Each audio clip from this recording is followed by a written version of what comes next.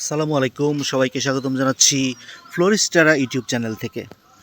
তো আজকে আমার সামনে যে মাটিটা দেখতে পাচ্ছেন, এটা খুবই একটা শক্ত মাটি, মাটির দলা। হ্যাঁ, খুবই শক্ত। দেখেন মাটিটা কেমন শক্ত। এটা যদি উপর থেকে ফেলেও দেওয়া হয়, আমার মনে হয় না এটা ভাঙবে, এরকম একটা অবস্থা। এই যেরকম করে দলা দেখেন, এটা হাত দিয়ে চাপ দিলেও ভাঙার কোনো সম্ভাবনা নাই। তো আজকের ভিডিওতে আমরা দেখব এরকম মাটি থেকেও কিভাবে আপনি চমৎকারভাবে ছাদ বাগান কিংবা টবের ভিতরে গাছ লাগাতে পারবেন। এটা আজকে আমরা এই ভিডিওতে দেখব। তো সর্বপ্রথমে এই মাটিগুলো যে আছে, আমি অলরেডি আমার সেম টাইপের আরও কিছু মাটি ছিল, এখানে বালু পড়েছে, যেন সাদা দেখা যাচ্ছে, বালু পড়েছিল। তো সম্পূর্ণ আসলে খুবই শক্ত ইটেল মাটি, খুবই শক্ত ইটেল মাটি।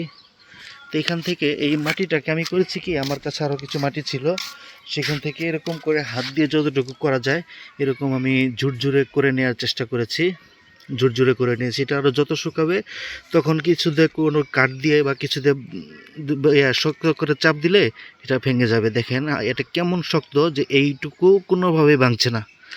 তো এই মাটিটা ঝুরঝুরে করে নেওয়ার পর যেরকম হবে আপনাকে দেখাই, এই যেরকম করে ঝুরঝুরে হয়ে যাবে, এরকম ঝুরঝুরে হয়ে যাবে এই মাটিটা। এটাকে আরও যতটুকু ছোটো ছোটো দলা, যেটা দানা যেগুলি আছে, এই সবগুলি দানাকে আমি একেবারে ঝুরঝুরে করে নেব। নেয়ার পরে এই মাটিটাই কিন্তু আমরা গাছ লাগাবো। কিভাবে লাগাবো, এর জন্য কিছু টেকনিক আছে। টেকনিকটার এক নাম্বার হচ্ছে, এর ভিতরে 25% বালি মিশাতে হবে। মোটা বালি বা চিকন বালি, যে বালি পারেন এটা মিশাতে হবে। মিশানোর পরে সেই বালিতে আবার সেই বালি এবং মাটির সাথে 25% ভার্মিকম্পোস্ট বা গোবর সার কিংবা পাতা সার, যে কোনো একটা আপনি গোবর, শুকনা গোবর মিশালে সবচেয়ে ভালো হবে।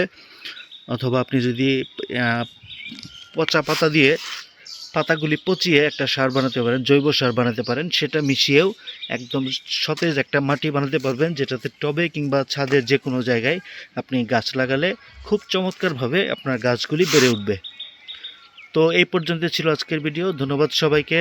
চ্যানেলটিতে সাবস্ক্রাইব করে পাশে থাকা বেল আইকনটিতে ক্লিক দিয়ে রাখবেন। এরকম অসংখ্য সুন্দর সুন্দর টিপস সরাসরি চলে যাবে আপনার টাইমলাইনে।